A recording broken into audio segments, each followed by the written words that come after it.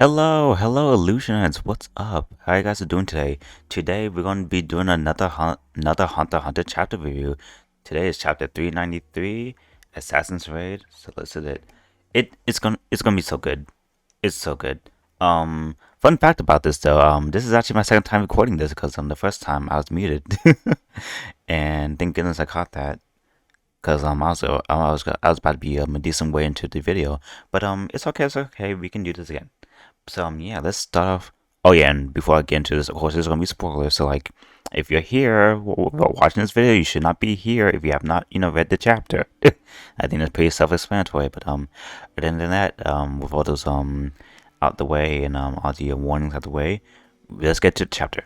All right. So basically, the chapter starts off where we left off last chapter with Nobunaga and the guy, the big fan troop, super crazy fan assassin guy. What's his name? Looney. Looney is his name, I believe. And basically, he kind of like tempts like the Pikachu actually, and he says, "Oh, did I strike a nerve? Calm down. I don't want to fight you." And in fact, he kind of wants to help with them. He wants to sit down the Chara family and the Zai family itself, and he says, "Hey, let's band together. Let's burn down the world. Let's take them. Let's all take the warriors down along with them too. Let's wreak havoc and put the ship down." Nobunaga said, "Nope. I don't know what you're talking about. Nope." Kills him with a sword in the middle of his head, and he's like, and the guy's just like, "Huh?" Like it was that fast that his brain did. It seems like his brain didn't register that Nobunaga even stabbed him. He was still able to respond and everything. And yeah, like I said, Nobunaga basically says, "Sorry, I ain't got a clue what you're talking about." And basically the guy fall down and he's just dead. Like blood that comes out. And he says, "Do you want to destroy the world? I'll destroy you," Nobunaga says.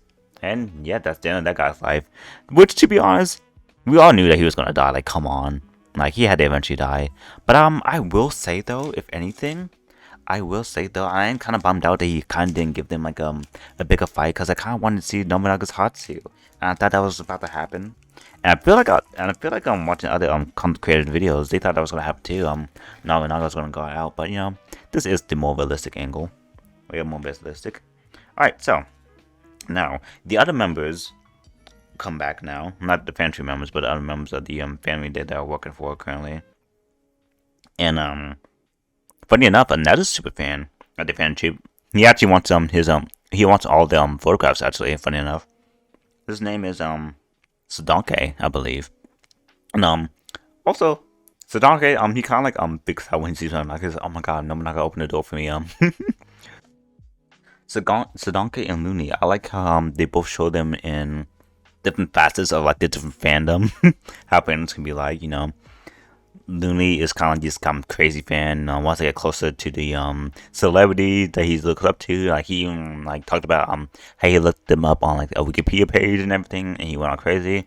And the friendship disliked him and killed him. But the friendship kind of has like a mutual respect for Sadonke, and in his mind he says, That's it. I'm definitely gonna get it. I'm definitely gonna get an autograph from all of them, each Shipa member." And this guy's like, just like, "Oh, droid." He even says like maybe I should beg the underboss and he'll help me get some paper from the store. So crazy, so crazy. Right. So more of Maven's followers find Looney, and they find his half body because the way how his nan ability works, I feel like he has to stay in this room, right? And then he can open a portal to any other room that or any other place he's been on the ship, and he can peek through.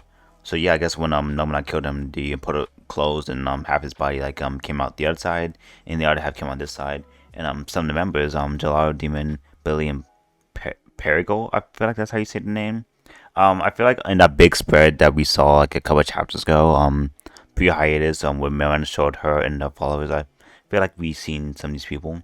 But yeah, they found poor guy Looney and his half body, and they talk about everyone's born with like different nan abilities and stuff like that, and they're saying they really need like a emitter to help with combat and stuff like that. They're missing like a good emitter on their team. There's one guy actually raises his hand and says yeah, we'll have to wait for a player in order to want him to chat, but we always got a ways to build the man, and he's an emitter, and his name is Bogante. He's a human trafficker, which is kind of insane. Like, oh my god, That's crazy. Someone like knocks on the door, and two other people come to the door, which are also my Venom's followers, and they also asking, are there any meals here? And they saying like, damn, you guys looking for meals too? So everyone's looking for meals. And a couple pounds like afterwards, they actually talk to Morella, and she actually gives him some interesting advice. Cause basically these people are like Nen infants. They know nothing about Nen, and he says, every situation is gonna be different. But you can trump them all with creativity, which is a very important thing about Nen. It's not always about who has a bigger like blast or the biggest like ability, is how creative you can be with the ability to outwit your opponent. And she says if you can't defeat your enemy head on, try finding them or not finding their ability instead. Using admit it might not be necessary. There's other ways to go about like this thing that they want to do. And they said basically I get it, and as expected of a game master. And yeah, she gave them some pretty solid advice, and that's a pretty interesting thing that you had to be reminded about in the Nen world. It's not how powerful, but how creative you can be with your abilities. Next panel, we see more of Lynch. Wait a minute. Next time we see more of Lynch and Sakura, and Sakura's like by this trash can because Hisoka like messed him up, and I guess he left him here, and Lynch found him. I guess he's not waking up. And Sakura mentioned how the last few things that Hisoka really said to him is he invited him to the movies, but when he asked me what he wanted to see, he just knocked him out, which in Hisoka fashion. Classic, Chuck classic. Now, basically, they said we should report the invite like immediately, and they realized that they are no match for him. No, they are not. No, they are not. Hisoka's on that level. And we actually go to the cinema that Hisoka's actually at. He actually wasn't bluffing. He actually went to go to a movie. Once again, very on brand for Hisoka. Very on brand. You see stuff like Alien in a poster, I believe. I think that we see like The Thing in a poster, I believe, which is kind of cool, especially considering that Hunter Hunter took place in like the 90s. So that's kind of awesome. But yeah, Henry comes with some guards and some of people from the family. And they meet up with Sakura, and basically Sakura tells them that he's gonna go looking for the spice leaders and try to convince him to help deal with like Hisoka and stuff like that, and in exchange for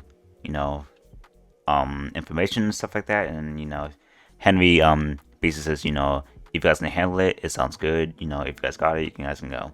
They do that. Then we cut to Hisoka, and Henry like enters the room all calm. Doesn't even bother to fight Hisoka because like that's not the goal. He knows how dangerous Hisoka is, so he just comes in there and he asks if he's Hisoka. Of course, he says, he says, I'm Hisoka and I'm listening to what you need. And basically, Henry tells him who he's working for. He's in he's with the spiders, and he's on their side. And he basically says the Tar family and the troop have joined forces. Also, I just realized I said the Healy family earlier that the troop was with. I meant the Tar, sorry. But anyways, basically the Tar and the troop have joined forces against the Healy, and their own Zai family is running for it too. And actually, if you track the troop, it's gonna be you'll be their enemy too. Henry says to kind of avoid this, to like stay out their way, try to stay out of the chaos. And of course Hisoka, and true Hisoka practice says, no, it doesn't bother me. I'm quite fond of the chaos. And we all know what happened in the Heaven's Arena against him and Carlos. So accurate, very on brand for him. But Henry says this is not it's not too much to ask. I don't want to get in the way of the real people's fights. In fact, he wants to be a first for a ticket of it. But he's telling him basically Hisoka to lay down if you can. And Hisoka asks an interesting question, which is a really cool part. He says, "Who would win, me or the troop?" In this case, and Henry actually answers honestly and says, "The troop's gonna win. They're gonna beat you." Especially considering that the fact that Krollo like did all that in the Heaven's Arena. Granted, he had abilities from some of the troop members, but he was alone for the most part, and he did that all in the arena and by himself. So imagine him against like all the troop members at once. Assuming if Hisoka doesn't kill all of the troop members one by one, like a lot of people are speculating, then it's gonna be hard for Hisoka. I don't know how he's gonna get out this one. I'm a guy, and I'm just like thinking now before we go into the next part. I'm like, think about this, guys. Like that stuff. Like if you think the stuff that happened in Heaven's Arena is crazy, like imagine them doing all this crazy stuff on a ship and maybe fighting together. That would be insane. So we get like shop outside and of the one soldier that Henry basically buy for information and gave him like a total of what I think 5 million was for information, but he gave him 3 million up front. And Kenny comes to yes, he's a businessman with a black suit. I forgot what family he works for. Can't think about the name right now. All these characters, I always forget who's with who, who's with what. Please apologize. Please apologize, but yeah, he kind of calls to him, and he offers the same soldier some information. He gives him money for information, the same information that he gave Henry, and basically he agrees. So I don't know. I guess this guy's like rich, and you know what's interesting is this. And what's interesting? Oh, I'm sorry. Not 5 mil, not 5 million, 50 mil. He gave him 50 mil in total and asked for 30 upfront. And basically Kenny matches this, and he talks about how we need to maintain balance for crushing the Haley family, and those second class integrates have gone too far. And even the fourth prince agrees. So Savannah agrees that these people are going too far, and he's not like that. And then we see this terrifying panel of Kenny smiling, saying, "I'll wipe out every last one. You have my word." Soda actually says something funny about hold on a minute, isn't your smile cursed? Everyone smiles at you. That everyone you smile at dies, right? And Kenny says such a weird rumor. Everyone dies eventually, and I found that like really funny because like that's so silly.